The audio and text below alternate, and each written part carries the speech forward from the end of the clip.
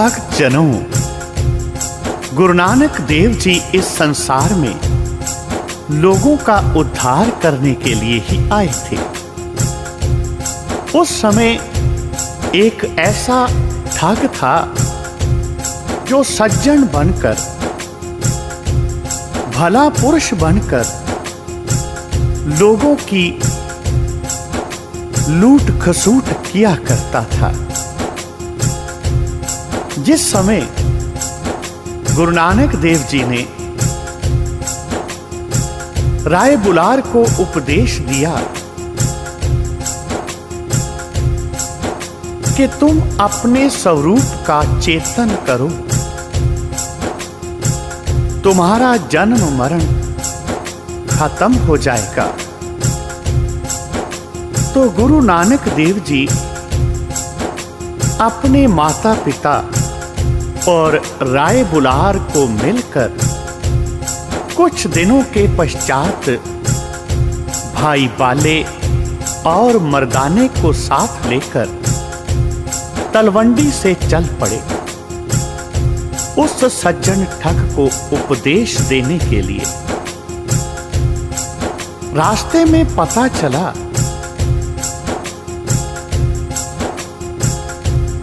कि तुलबा नगर जो जिला मुल्तान में है, वहां पर एक सज्जन नाम का ठग रहता है जो यात्रियों को रात के समय विश्राम और रोटी पानी की सेवा करने के बहाने अपने विश्राम घर में ठहराकर लूट खसूट करता था।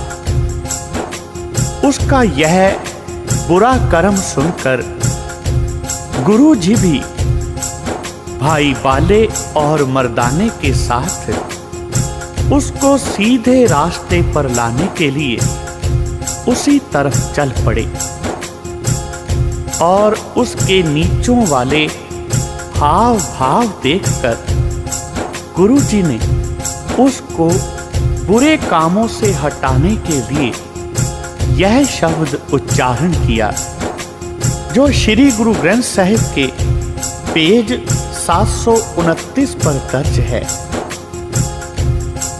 सूही महला पहला कारछेवा, उज्जल कहहा चिलकना, कोटिम कालड़ी मस, तोतियां जूठ ना उतरे, जे सो धोवा तिस, सज्जन सेई नाल मैं, चलदियां नाल चलें, जिथे लेखा मंगीए, तिथे खड़े दिसें, रहाओ कोठे मंडप माड़ियां, पासों चितवियां, टठियां कम ना आवहीं, विचों सखणियां, नानक नाम संभाल तू, बद्दा छुटै चित। भक्तजनों, जिस समय गुरु नानक देव जी ने इस शब्द का उच्चारण किया और इस शब्द का भावार्थ समझाकर सज्जन को निरुत्तर कर दिया कि इस संसार में जो भी बुरे काम करता है,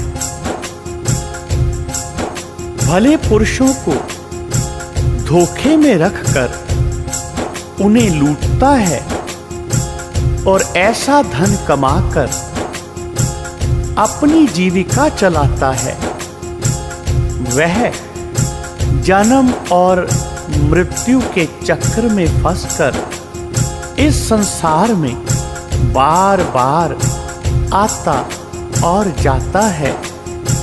उसको उस दरबार में कड़ी सजा मिलती है, जमदूतों के हवाले कर दिया जाता है। गुरु नानक देव जी की बात को समझकर सज्जन ठग गुरु जी के चरणों पर गिर पड़ा और आगे से लोगों को ठगने का कर्म त्याग कर गुरु जी का शिष्य बन गया। गुरु जी ने यहाँ सत्संग करने के लिए धर्मशाला बनवाई और उसको कहा कि ईमानदारी की कमाई किया करो, सत्संग करना, प्रभु का नाम जपना। गुरु नानक देव जी को इस प्रकार अपने घर में देखकर सज्जन ठग ने कहीं अपने मन में यह विचार किया था कि आज 3 पुरुष इकट्ठे आए हैं, इन तीनों के पास जो माल है उसको लूटकर मैं और अमीर हो जाऊंगा।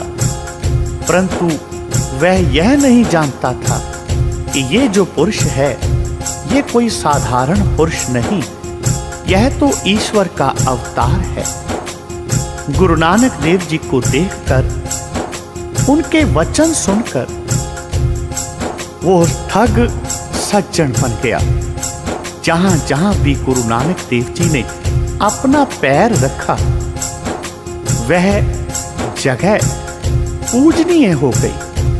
गुरु नानक देव जी ने इस प्रकार लोगों को उस प्रभु के नाम से जोड़ते हुए इस संसार में अच्छा जीवन व्यतीत करने का उपदेश दिया। गुरु नानक देव जी के सुनहरी असूल थे, कीर्त करो, नाम जपो, वंड छको। सबसे पहले ईमानदारी की कमाई करो, मेहनत करके खाओ, ना तो भीख मांगो, ना ही चोरी करो, सच बोलो और मेहनत की कमाई से अपने घर की जीविका चलाने की कोशिश करो। फिर भगवान को याद करो। हर काम करते समय, उठते बैठते सोते जागते भगवान का स्मरण करो। आपने अपनी मेहनत से जो कुछ भी कमाया है वो मिल बांट कर खाओ। यह गुरु नानक के उपदेश। गुरु नानक देव जी ने इन उपदेशों को सभी लोगों पर लागू किया, सबको प्रवचन किया। गुरु नानक देव जी ने इस तरह इस कलयुग के लोगों को सही रास्ते पर चलना सिखाया। इसी प्रकार सज्जन ठग को उपदेश देकर गुरु नानक देव जी ने सच्चा सज्जन बना दिया। अब गुरु नानक देव जी पाकपटन की तरफ चल पड़े। शेख ब्रह्म के साथ आत्मज्ञान की चर्चा करके कुरुक्षेत्र पहुंच गए। उस समय वहां सूर्य ग्रहण का मेला लगा हुआ था,